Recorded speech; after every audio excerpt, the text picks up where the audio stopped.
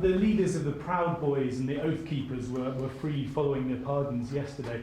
At the time, back in 2021, you urged them to stand back and stand by. Is there now a place for them in the political conversation? Well, we have to see they've been given a pardon. I thought their sentences were ridiculous and excessive.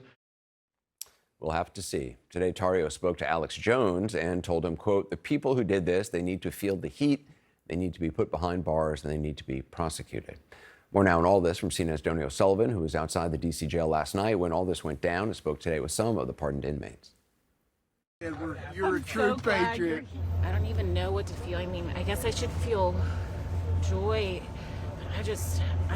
Maybe I'm just shocked. The end of a long road for Rachel Powell, pardoned by President Trump and released Tuesday from a jail here in Washington, D.C. Rachel became known as the Pink Hat Lady when footage emerged of her breaking a window at the Capitol with an ice axe during the January 6 attack.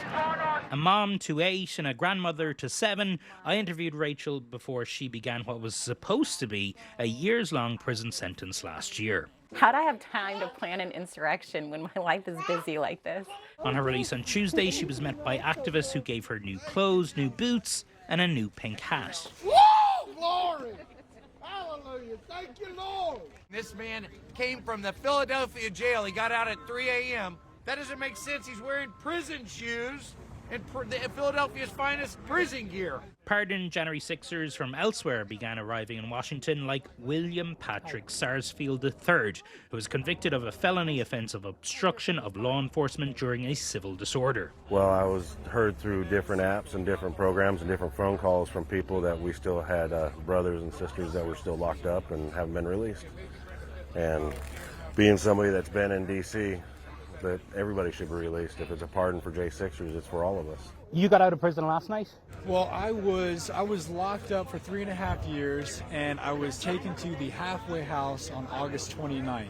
Robert Morse says he was released from a halfway house in Pittsburgh late last night and came to D.C. to celebrate. Back up! Morse, a former Army Ranger, was found guilty of assaulting police officers, among other crimes, on January 6th. I had no intention of going anywhere near the Capitol that day. That's how crazy this got. So a lot of people were taken advantage of, and we were lured into a lobster trap that January 6th was designed to be. In terms of personal responsibility, do you regret? Completely, without a doubt. I said that in my sentencing speech. I said the words, Donald Trump did not force me or coerce me to do what I did that day. I did it on my own accord. What's your message to people watching this who say, she shouldn't have been pardoned, none of these people should have got out of prison, they're criminals? Okay, you know what? It's time to stop worrying about that and move forward in this country.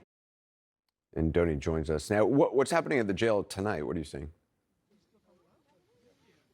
Hey, Anderson, yeah, just in the past few minutes, 3 more January 6ers were just released from the D.C. jail here.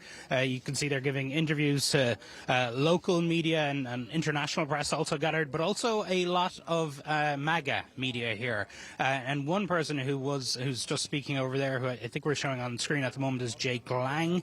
He's a prisoner who has really built up a big social media following while he has been in prison over the past while. He's speaking there. So really, you can see just how emboldened these folks are. A lot of them are kind of going off and planning basically MAGA media careers.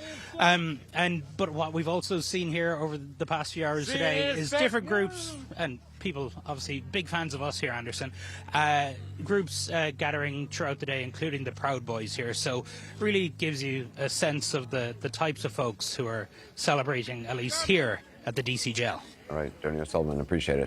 Many of the president's allies would like to stop talking about the deadly assault on the Capitol, but Trump's sweeping pardons making that difficult, as the president himself was pressed by reporters on the issue when he spoke to them yesterday. Aren't you sending the message that assaulting officers is okay with these pardons? No, the opposite. I am the friend of police more than any president that's ever been in this office. Donald Trump insisting that despite his decision to pardon hundreds of people convicted of violent felonies and a power that he alone wields, insisting he supports law enforcement more than any president ever. When asked about specific cases, including that of Metropolitan Police Officer Michael Fanone, who was attacked and injured while defending the Capitol 4 years ago, the president seemed to be unaware of the details of the convictions that he chose to wipe away. You would agree that it's never acceptable to assault a police officer, right? So then if I can, among those you pardoned, DJ Rodriguez, he drove a stun gun into the neck of a DC police officer who was abducted by the mob that day. He later confessed on video to the FBI and pleaded guilty for his crimes. Why does he deserve a pardon? Well, I don't know. Was it a pardon? Because we're looking at commutes and we're looking at pardons.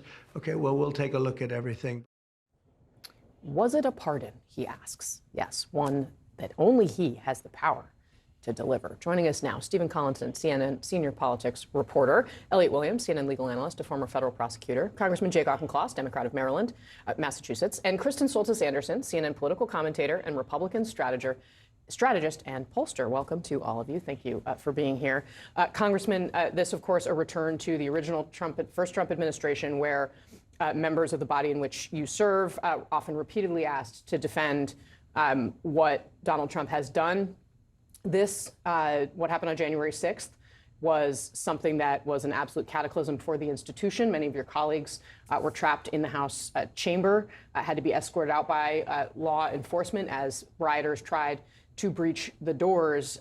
What do you have to say to your colleagues there as some of them are trying, not all of them are defending what Trump has done, but what goes through your mind when you watch that? Congressional Republicans are all ducking and dodging, and I never want to hear them say back the blue ever again after providing political cover for this abomination. These are people who violently assaulted officers of the law while trying to insurrect our democracy. It's not just these pardons, by the way. Last Congress, the Republicans tried to defund the FBI. This term, they're seeking to undermine the ATF's ability to regulate ghost guns. These are weapons that can pass through a metal detector without being detected. All of these things make officers of the law less safe and undermine our ability to enforce the law in this country. And yet they try to claim that they're the law and order party. It's no longer supportable. Kristen Soltis Anderson, you spend so much time talking to Republican voters. How are they going to take in? I mean, Peter Alexander over at NBC sharply said, put these things at odds, right? He says to President Trump, would you dispute you are a law and order president, that you support police officers? And then he notes an example where clearly there was a police officer that was, violently hurt by someone who was held accountable, and President Trump said, I'm not going to hold that person accountable anymore. Are voters going to react to this at all? So I think Vice President Vance had a better sense of the politics of this when a week and a half ago he said, I imagine it would be for the nonviolent folks, that there are some folks who were convicted of things that were far less than sticking a stun gun into someone's neck, and that there might be a distinction in the mind of many voters that someone who gets caught up in a crowd that's entering the building unlawfully should not be treated the same as somebody who did something horrible.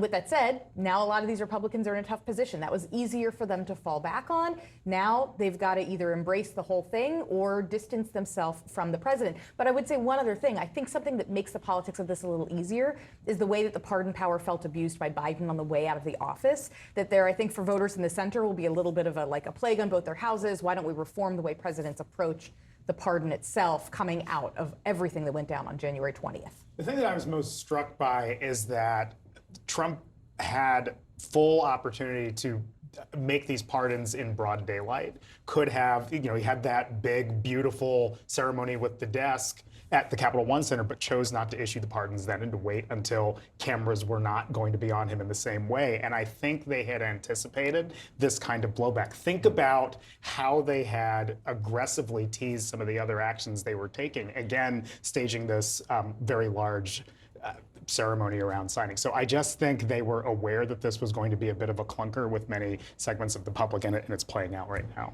Yeah, that's true. But at the same time, I think it tells us that Trump is going to do exactly what he wants to do. I'm sure there are people in the White House, J.D. Vance among them, who came up with this better solution politically. But Trump is really believing right now. You can tell in the way he addresses the camera. He's confident. He thinks he's all powerful. And it doesn't look, honestly, at least in Washington, that he's going to pay an immediate price. And this is a one-term president who doesn't have to run again. Of course, he has to worry about the midterm elections. But what we are seeing is a president who is abrogating the rule of law, quite simply. He is sending a message that violence is a legitimate tactic in politics. That's what a lot of people who are extremists will take away from this.